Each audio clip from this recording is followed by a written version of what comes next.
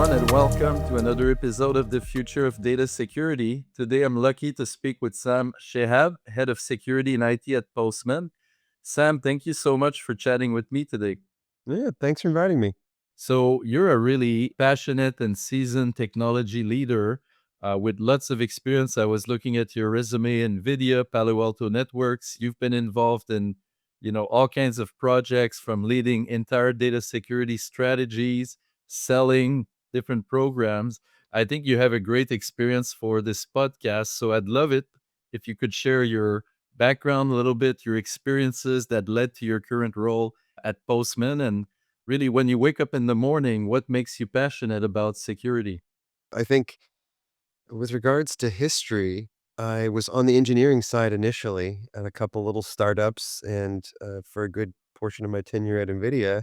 And what I realized is I was making some of the same mistakes again and again and watching security try to correct and shape and corral, but it was almost always tools based. And I got frustrated with that experience and that I wanted to know how to do it better, not just point in time corrections.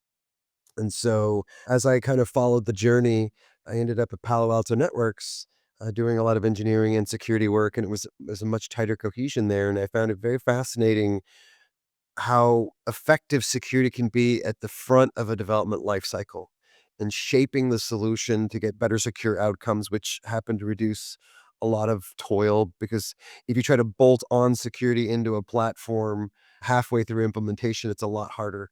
And so I really found a love for security and kind of how nuanced it was because it requires kind of that high degree of business acumen, but at the same time, very in-depth technical expertise. And I just found myself drawn to it, kind of that moth to the flame, if you will. And I've just been enraptured in it since. As far as like what stokes me every morning when I get up, I'd probably have to say that because it's such an adversarial like industry, you're forced to change. Whereas in engineering, you can often follow the same development patterns for quite a while and not necessarily need to evolve. In security, you have to because the bad guys are always trying to out innovate you, and so it really forces you to move. You can't stick with the same pattern of last week if the bad guys have changed, and so you're always moving ground in order to get ahead. I think that's the part that kind of just keeps me perpetually kind of rejuvenated within this space. The constant war that's happening, basically. Yeah. I saw in your background that you did an executive MBA, so you do have a pretty strong business training. How would you say that changes your thinking and your approach to cybersecurity? Because a lot of leaders don't have that background; they're more technologists, pure technology side. I, actually went and got, my MBA at the University of San Francisco, mostly out of frustration. This is when I was at NVIDIA, or at least I started it when I was at NVIDIA, and I was Colette Kress, the CFO of NVIDIA, absolutely brilliant, but at the time, I didn't speak CFO. I just said, "Fund my project, it's so important, it gives me these cool widgets," and, I couldn't put it in the context of business, and that's really what kind of propelled me off to go run down the NBA route and teach me how to think through the lens of business. How does this add to the bottom line of the company from a operating expense, but then what does the effect on brand damage do to the company? And pulling that business case together, you can't often do with just a really being a really strong technologist. You really do need to understand the business and how it works. And if you look at even NVIDIA's trajectory over the years, when I joined back in 2007, they sold chips. So if someone stole your IP, it didn't matter. There's only 3 people in the world who could actually build it. And so the security posture of NVIDIA has changed dramatically over the last 20 years in that now hosting data, hosting MO models, in the entire supply chain of AI, their threat perspective has changed drastically. And so their risk tolerance has changed. But at the time, a lot of it was really very much protect the chip design, and after that, you're kinda safe. And so, I think it's learning that business acumen and being able to think through that lens is really what the MBA helped me get. It's very interesting with NVIDIA. It seems that in order to sell more chips, now they've been challenged to look at and take ownership of a broader area of the spectrum, right? They're invested in all kinds of companies now, from model companies to infrastructure. And I guess you left in 2010, so it wasn't quite like that at that time, right? That's more of a recent development. Yeah, I think I departed in around 2020 or so. At that point, a lot of the things that we were building and talking about was leading to kind of that epic explosion that is the NVIDIA that we all know and love today. But there were a lot of foundational components in there that we were working on before I left. But yeah, fascinating space. Yeah, that's right. I just checked now, 2020. And so you spent over a decade there. You were leading application development, software development at NVIDIA. Now you're in security leadership. What would you say is the biggest difference in how you approach problems in cyber now versus when you were more of a builder? The main difference is kind of getting a framework or an approach. I think often on the engineering side of the house, it was often just make it work. And I think in the security side of the house, it's operations in a lot of ways. Just how do you approach this problem in an industry tested, tried and true manner and leverage that as opposed to inventing something where you don't really need to. And partly because I was younger at the time, when you're an engineer, you always wanna make something cool, and you always wanna put your stamp on it, and I think maybe I've cooled my jets a little bit as time has gone on, and it's like, "You know what? This is the industry way of doing it, and that's okay with me." There's I can go innovate in other areas that are a little raw and wild, and it'll be okay. I'm also interested in your time at Palo Alto because you were on the vendor side and you were, involved in selling security solution. And now, obviously, you're on the other side as a buyer, as a practitioner. What are some of the things that you perhaps now understand better as a buyer that you wish you'd known earlier as a vendor? Can you comment on that? Having run security at Palo Alto Networks for a security company, it let me see kind of both sides of the world. And now, even on the Postman side, being kind of a consumer of said technology, I just really appreciate brass tacks. What does the solution that you're offering do? Tell me what threat models you solve.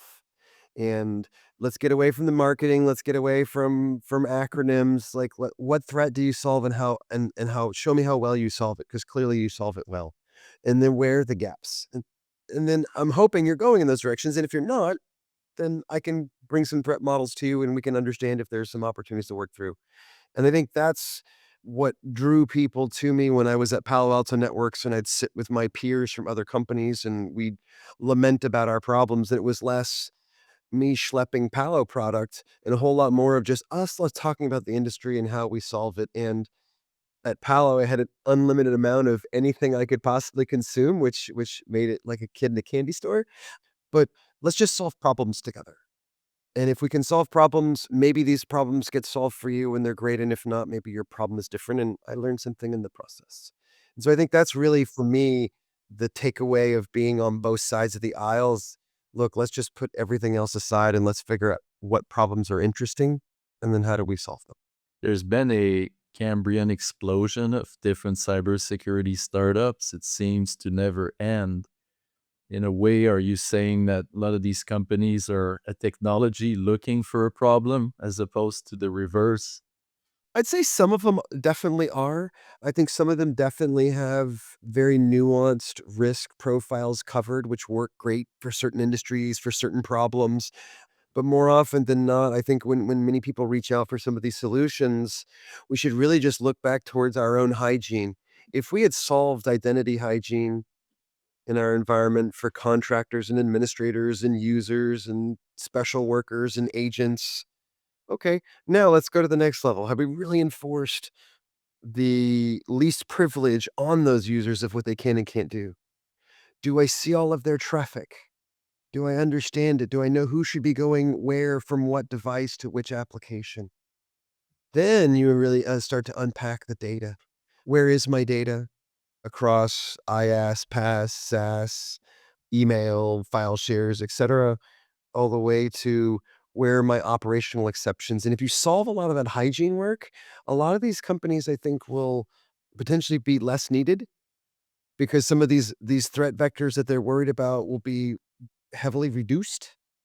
And so I think there's a lot of great people with a lot of great ideas out there. I'm learning every day, but I think still just comes back down to just hygiene, hygiene, hygiene, and how do you keep improving that? And then take your specialized problems and go out of the market and go look at I believe there's 5,000 or so cybersecurity vendors for the special problem that you've got. So for those 5,000 or so cyber vendors out there that are listening and they want to know, okay, how should I pitch to Sam? What would be your advice? Like, what's the best type of pitch format when you're meeting someone, say for a 20, 30-minute meeting, they have one shot. How would you deconstruct that to make it effective based on all your experience? Selfishly, I'd probably approach it pretty similar to what I did at Palo. I'd ask you your problem. After I hear your problem, I would understand if I am or am not a fit, at which point I explain my perspective of how I solve that problem. I would then walk you through my architecture diagram with pretty deep level of granularity on how it works, and then I'd have a plethora of material that we could pivot you in any direction of where you wanted to dig. Because cybersecurity is so vast, I may wanna flip off deep into the network stack. I may wanna flip off into the identity pillar, and you need to be ready to kind of take me on that journey. And then the icing on the cake, and this is something that we do here at Postman, is depending upon the size of customer, I actually give you visibility into my control plane. And that way, I show you what my hygiene looks like right out of the gate. Because I think that is where you truly meet a partner in the middle for establishing trust. And that would be kind of my guidance for someone who was trying to pitch to me. I'm curious about Postman. Can you give us a sense of the scale in terms of billions of requests, probably serving millions of developers? And at that scale, what are some of the biggest data security threats, challenges you're dealing with? Sure. Yeah. So at Postman, we have about 40 million developers on the platform. We're dealing in the billions of requests regularly. So it's a pretty noisy environment. I think when it comes to the security lens, I'd probably say everything that moves must be authenticated, authorized, validated, encrypted. Like that's just the cost of doing business. Now, when you go one layer deeper, I think it really looks I see kind of 3 domains that I worry about. I worry about data path, how the data moves with integrity. I'm looking at kind of identity enforcement. How is every internal service that we have communicating with one another and identifying who it is? And then lastly, just that continuous verification. Is there any bumps along the way? It's kind of the 3 domains, if you will, at this scale. And so simple things for like data path integrity might look like making sure that everything is using TLS 1.2, 1.3. There's no downgrade paths. Something really simple, really stupid, but you gotta do it, and with a lot of internal systems communicating with one another, it's very particular. Tenant isolation, I need to make sure that, for example, we're using namespace level boundaries, VPC level segmentation. Each tenant is encrypted so that we can make sure that nothing gets polluted as data is moving around. We have kind of proper level of network controls in place. I think in the identity space and just doing identity at scale, I'm gonna lean lightly here on kind of the Z word for, kind of that zero trust posture, if you will, but just basically ensuring that, there's no, implicit trust from services when they call each other internally. I need to make sure that they're always authenticated, always verified, every time, everywhere. Other things that we look for will be things like rate limiting, looking at quotas, abuse detection, things along those lines, because we are a freemium product. We do get lots of abuse that spends up on the platform where a bad actor will sign up for a free account. And so we need to be able to look very closely at the behavior of those accounts and shut them down if they look like they're coming from a malicious IP or they're performing malicious behavior. So there is a certain level of heuristics that we'll often look for to prevent things like credential stuffing or API scraping and things along those lines. And so that's a problem that you have when you're dealing in the millions of developers and billions of requests. And then lastly, just continually verifying kind of our automated guardrails, making sure that we have immutable audit logs for everything that takes place. That way, there is no kind of revisionist history if someone does find a way into the environment, making sure that we have good runtime instrumentation so that if there's a new abuse factor that we're not aware of, we could quickly flag it, catch it, and break it if we needed to. Things along those lines is kind of how I see when you're dealing in the billions of scale. If you were to stack rank some of these topics, which would you say are the most acute, the riskiest, maybe the top three? In a freemium service, anomaly detection is probably near the top, but just because you want to ensure that bad actors don't starve for resources, the rest of your platform. So I'd say probably anomaly detection's up there. I would say inter-service communication is really important to me, making sure that every single microservice within our environment is properly handling communication and authentication. And then probably the third one, I think the third one's probably really gonna be around identity, in that you want to understand what identities are doing in your space and with the platform. Not necessarily for just malicious purposes, but also just from a consumption standpoint. If you're on a freemium product, how are you using it? Because it's good insight for us. So just being aware of those boundaries of, I need to know what you're doing, but I don't really necessarily care about the who component unless it becomes abusive. Let's talk about the impact of AI. Obviously, I'm interested in what's been the impact on the Postman service. Are you seeing maybe new usage or increased volume? I'm also interested in internally, what are some of the most potent use cases you've seen in cyber data security with AI? So, as far as Postman goes, we use it internally pretty extensively, but we also bake it into the product because it's just so germane to every developer's workflow. You can go out and I don't know, do you use this as a verb anymore? Do you go chat GPT about Postman agent mode? Or we used to say Google, but I think everyone just says something else now, probably in the new agentic world, or Claude it maybe. I don't know. But you can go get more information about Postman Agent Mode, which really talks about how you can effectively use AI in your development lifecycle. And my team has written some blogs about how we even use it internally to generate security tests for us. And so that way, a developer doesn't have to hand it back into the security team to do security testing. They can generate their own tests to do fuzzing and everything of that nature.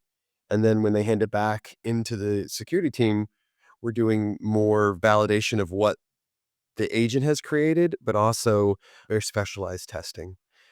Some of the how we've been using it internally to kind of feed our own development population. But yeah, I think Gen AI has really changed the game from a security perspective and from a risk standpoint as well. And I think there's kind of three legs to why Gen AI is more dangerous than it's ever been. When it has access to your private data, when you expose untrusted content to it, and it's able to externally communicate, now you've got kind of that trifecta for truly deadly generative AI, and that's candidly why browsers are having such a hard time. The browser can touch your local machine, it goes out into the web and searches things, and you hope it's good, and it can then perform behaviors on your behalf externally.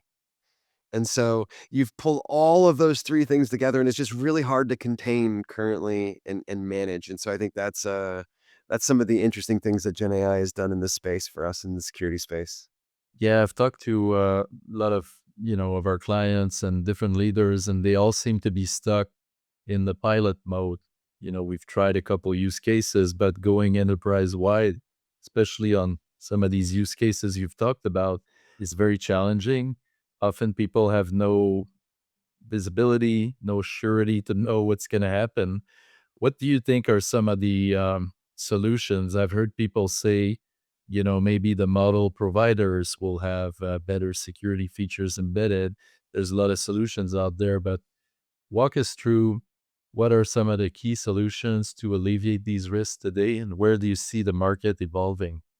Sure. I think some of these solutions are already there today and available to you for developers to build safely within your enterprise. Having some form of model registry, very similar to what we would do in any supply chain.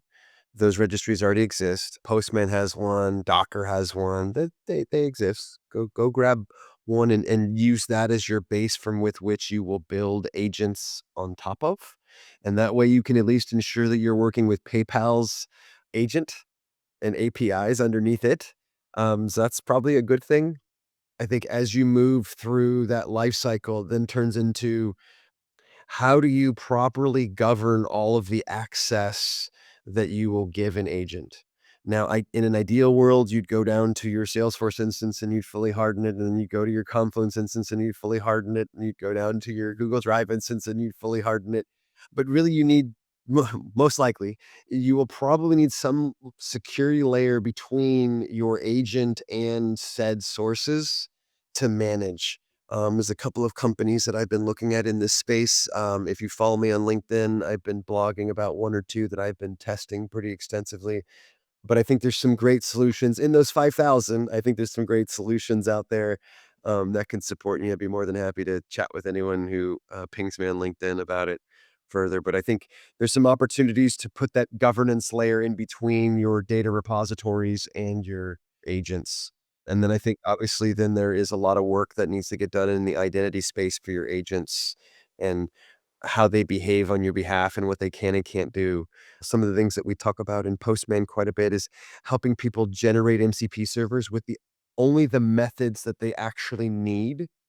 So maybe you don't need the entire CRUD API, maybe you just need create, and therefore you can be far less damaging when you go wild. And so we've talked about just making the MCP generation process just so easy in clicks. You could generate a tailored least privilege MCP server, if you will, that you can then deploy in an agent that could then consume as a tool.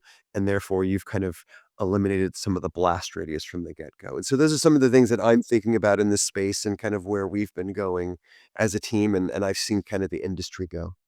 I want to replay that one a little bit. So, would it mean that somebody could request an MCP server basically ad hoc and you would generate it on the fly with just what they need, and every request gets a bespoke server? It's more intentional in that the developer who's packaging up that tool will enable the capabilities of the API that they want and then generate that MCP server.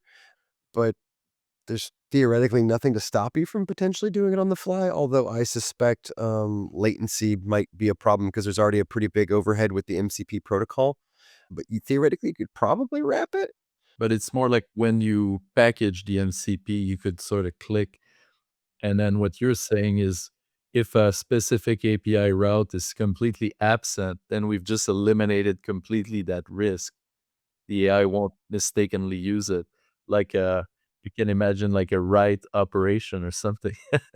Yeah, well, and the thought is, I mean, we call it least privilege at the end of the day, but how do these things translate into the AI world still takes a little bit of tweaking, but that was first and foremost at our mind when we started thinking about it at Postman, and when we started kind of our MCP generator, you can literally go in, sign in, and pick those APIs in a nice, very clean GUI to understand your risk profile. So it just makes it really easy to not do it the wrong way. Do you guys have that in production now where one of our developers using Postman, they can go and compose their MCP the way they want it? Yeah, and we have DevRel has lots of videos about it. I'll toss you some links. Yeah, yeah, very cool. I want to touch a little bit on leadership, and obviously, you have extensive experience with different companies. What's your philosophy when you look to build a security team? What are some of the key attributes or cultural elements that you feel are essential to high performance? Let's see, initiative, attitude, aptitude. are probably the 3 that are the most essential in that I can't give them to you. I can't make you wake up in the middle of the night and just be stoked to do security and research this cool thing, like, that's really kind of ingrained. Attitude, let's face it, cybersecurity is hard. You have to have an attitude that can take a punch and just keep going. It's just the nature of the gig. And then as far as aptitude, just that ability to digest content because of how fast this industry moves, and you really need all 3. I guess technically there's a 4th one, there's integrity, but I would argue that's just true of any person that you hire. You need high integrity people, but, maybe more so in cybersecurity 'cause, that would be really bad. But yeah, at the end of the day, I think if you take those traits and you then find a good balance between business domain expertise and kinda technical expertise at varying levels of your organization. You have junior folks who maybe have a little bit more technical acumen than business acumen. You have senior folks who have kind of a good balance between business and technical acumen. You kind of walk your organization building that out. I think you end up building a culture that challenges itself a lot and then doesn't necessarily need to be a command and control structure, which I think doesn't typically work well in security. It's just too nuanced. And talking about junior folks, if you were to give advice to those that are new getting started in cyber in this exciting AI super cycle, what would be your top 3 golden nuggets that you want to share? Oh, top 3. 1, AI isn't replacing anybody. Think of it more as augmenting the human. I use the Marvel Iron Man because I'm a Marvel nerd, but it augments your human capability. Lean in, don't worry about Skynet. I think number 2 is again, just be curious, dig into everything. There is no wrong answer, just dig and learn. And probably number 3, ask for help. One thing I've noticed about the cybersecurity community is we really care and we really help each other a ton. We don't often ask, but if you stop someone, you say, "Can you show me this?" They will be so stoked that you asked how they figured something out, and they will just give you a plethora of information. And you needed to just ask. So Fantastic. All right, Sam, that's all the time we have for today. But before we wrap up, you mentioned your LinkedIn. What are some of the best places for people to follow your work? I'm pretty prolific on LinkedIn, so just follow me there. I blog on blog.postman.com under engineering. My team and I write a lot of really great content. So between those 2 sources, you'll always be able to find me and at least know what I'm noodling on. Fantastic. Great conversation. Thank you for your insight. Let's stay in touch. Thank you, and thank you for having me. I really appreciate it.